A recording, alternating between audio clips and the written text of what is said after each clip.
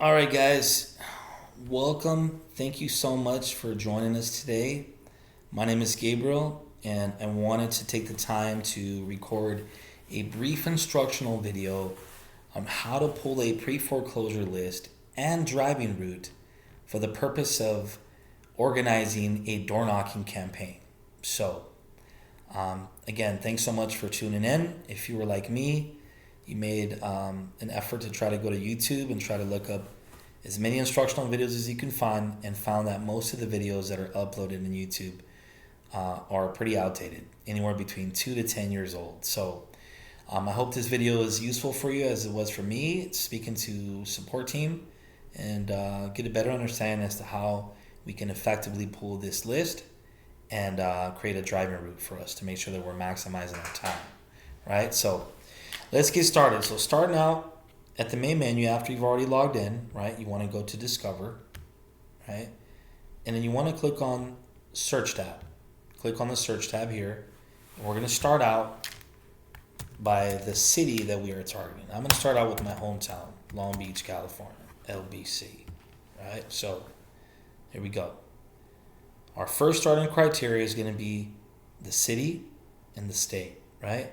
Next, we're going to move over to the type of lead that we're looking for, and we're going for foreclosure, right? So we're going to click on foreclosure, right? Then we go to in foreclosure, and here we're going to select yes, that it's in the stage, right? In the status, in other words. It could mean that they've either received a notice of default, or they've received a notice of trustee sale, or it is bank owned, right? Either one of those will work for us. So we want to make sure that we're adding yes, right? And again, every time we're adding something, you want to make sure that you're adding criteria, right? Click add. And the way that you know that it's been added is by paying attention to this area here. This is where you can see that you're building your criteria list, right? Okay. So after we've already done that, we want to go back to foreclosures, right? And here what we want to do is we want to start out by going with the notice of the recording date. And we always want to go with date ranges here. And we want to go as far back as 90 days, right? So we want to start out here going back 90 days. This would push us to September 1st, right? To today's date, December 2nd, okay? Very important that you select these dates, because without selecting them, it won't auto-populate here, okay? Once we've already got our date ranges, we go, again, add criteria. Once we've already added that criteria, next we want to go back to foreclosure, right? And here we want to go to foreclosure stage, right? Just to make sure that we've only selected active foreclosures only, right? And again, we go back to add criteria. Next, what we want to do is we want to go to a very important part, which is going back to the search field, right? And we want to go to value and equity. And here what we want to do is we want to go to estimated equity based on percentage. Here, we always want to go with at least a minimum of 40% equity, right? Because anything over 40%, we can get a loan for them, right? If we need to help them be caught up. So here's where we're going to add that criteria, right? Once we've already added that criteria, the final one that we need to go to is going to be listing. And actually two more. We got to go to search. We're going to click on property. And here we're going to go to property type. So we only want to select single family homes. And again, every time you add something, you want to add criteria and make sure that it pops up here, right? The final step we want to do is we want to go back into search, right? Go here, and now we want to go down to listing, because you want to make sure that this lead here is not going to be listed with an agent, right? So we're going to put no. And now we're going to add this criteria. Okay. So as you can see here, we've already compiled a list based on our set criteria, right?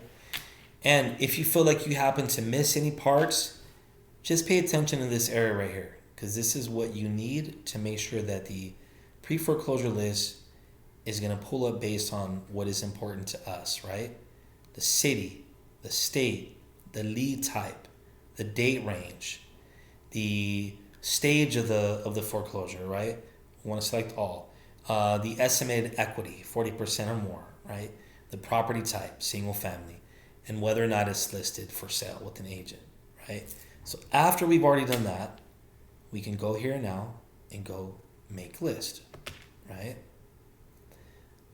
So once we've already done that, it's going to pop up this here, make a dynamic list. And here, we want to label it the city that we are targeting, right?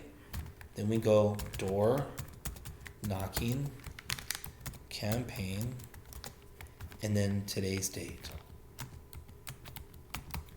right? This is how you're keeping track of the cities, the campaign, and the date that you're generating this list, right? And all this is here is you want to add monitoring. It's going to send you updates and insights and, you know, just additional information, right? You want to click that, right? You want to see what's happening with your listings. You want to go to create, right? So once you've already created that, now what you want to do is you wait for your list to pull up, right?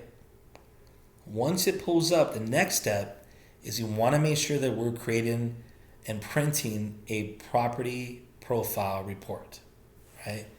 Making sure that that property profile report has all the pertinent information that we need in order for us to begin engaging with these sellers, right? These homeowners. So in order for us to be able to generate that report, we need to make sure that we're selecting the properties that we want to go with, right? And so typically, Property Radar will only allow you to select 23 properties at a time, right? And so what I would suggest is, for starters, we want to avoid any of the ones that are corporations, right? Because we just want to work with typical people. You know, when you start to see corporations, now we're more than likely dealing with, you know, trust companies or other wholesalers or real estate investors. And so we want to specifically focus on selecting the ones that are, you know, just regular homeowners, right? And so what you want to do is you want to start out with the first property. You got to click it. And then in order for you to select multiple properties, you have to make sure that you're holding down control while you're selecting these properties, right? So let's say we're gonna go with let's just go with 15, right? 9, 10, 11, 12, 13, 14, 15, right? So now we got 15 properties selected, and what we want to do from here is we want to go to actions. Then from here, we go to print report, all right? Print report. And then here, it's going to say list view. We want to drop this down and make sure that we're selecting property profile +1, right? Because we want to make sure to have all the information that's needed in order for us to know what's going on, property details, transaction history, estimated equity, all that good stuff, right? So now we go print. So now that opens up, you can get a chance to see what this report looks like. And what I would recommend that you do when you're out door knocking is print this in a PDF form, right? In a format. You don't want to be relying on secure internet or Wi-Fi or hotspot. The last thing you want to do is be in front of a client and not have the information easily accessible and in front of you. So the way that you do that is really simple. You know, you just go to print, or you can download it, either or, okay? But I would make sure that you have this open and not be reliable on internet access, right? So once you have all this here, you'll see that this report will have really important information, right? It has the property address, it has the status, it has ownership details, right? Including the name. It has information as far as the listing history, foreclosure details. Is this the first time that they're going through pre-foreclosure? Was there a notice of default before in the past? This will all be listed here, right? Including the transaction history. And it'll also give you a breakdown as far as like, their loan balance, their estimated equity, and it's all right here, right? And so, and for now, we don't need to download the contact numbers because we want to be able to connect with people in person, right? When we connect with them, we update their contact information, and then if they are not home, we leave them with one of our sticky notes, prompting them to give us a call on our toll-free number, and that's when we go and update the contact details, right? And so for the sake of door knocking, because we're trying to connect with people in person, we don't need their contact info for now, right? And so, again, once we've already generated this report, you'll have all this information in front of you, so that way you can be prepared in engaging with the homeowner, right? So now let's go back. So now that we got our list of leads, right? We have our list of leads. Next, what we want to do is you want to go back and create a driving route, okay? And the way that we do that is we have all of our properties already pre-selected. Again, if you happen to accidentally click it or click somewhere here, just do the same process all over again. Start out at the top, right? Then press and hold down Control, and then select all the other properties you want, right? So we said we're going to do 15, right? 1, 2, 3, 4, 5, 6, 7, 8, 10, 11, 12, 13, 14, and 15. So now that we've already selected our properties, we want to go back to action, and then here we want to go to route. Really simple, easy peasy. Let's just create random address.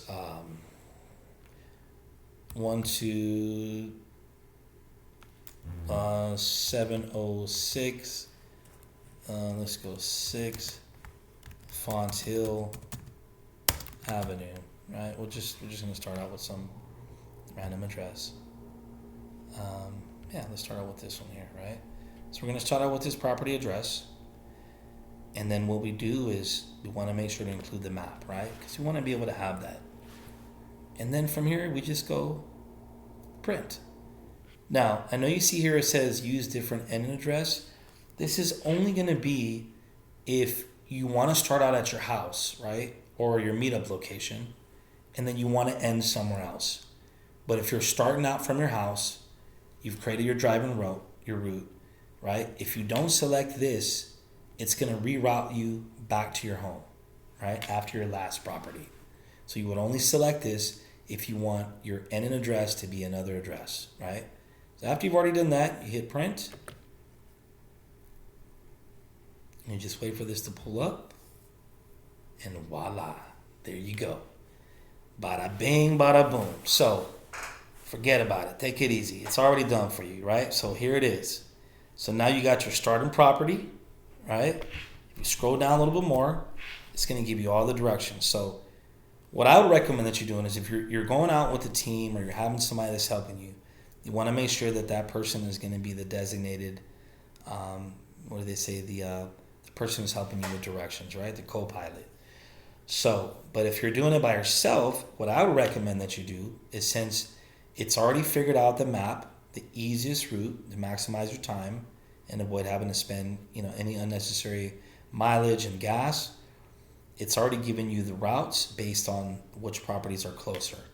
So what I would do is start out at your starting point, punch in this address here, and it'll lead you to this property, right?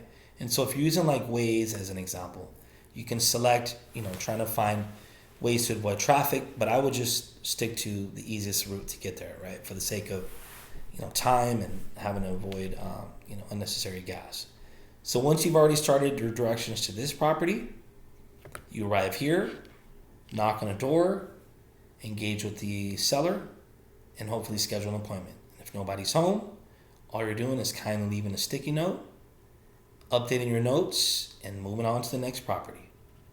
So once you're already here, let's say, for example, you're at Jana Street. Next, you're going to enter in this address as being your next stopping point, right? And you just do the same thing, repeat it over again.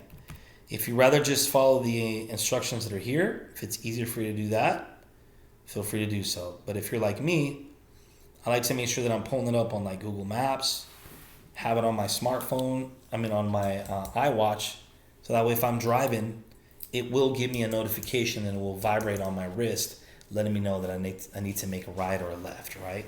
So you want to try to simplify it as much as possible, right? Because again, you're going to be driving. So once you've already done this, that's it. That's it. You're ready to go. So now you got your list.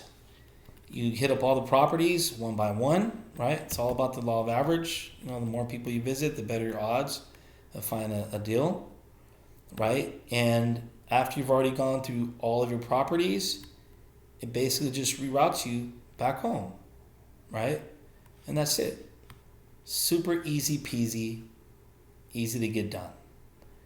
Thank you guys so much for watching. I hope this video was informative as it was to me. And hope you guys kick ass out there in the field. Let's get it.